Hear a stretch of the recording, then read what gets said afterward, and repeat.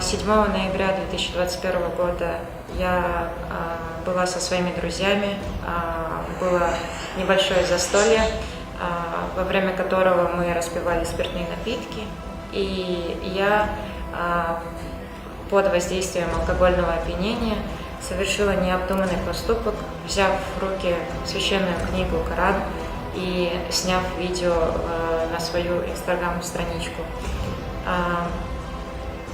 Я осознаю свою вину. Это был необдуманный поступок. И когда я осознала эту вину, я удалила видео со своей странички, но кто-то уже успел сохранить и распространил это видео в разных пабликах.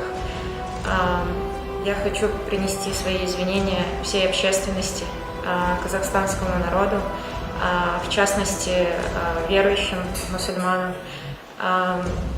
Я глубоко уважаю вашу религию, и впредь больше такого не повторится. Это был очень необдуманный поступок, за который я полностью несу ответственность и искренне извиняюсь.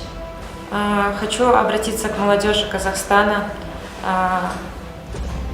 чтобы все уважали религию, ислам, и не совершали таких необдуманных поступков, как совершила я. Я призываю всех быть более уважительными к чужому вероисповеданию и никогда не оскорблять чувства верующих.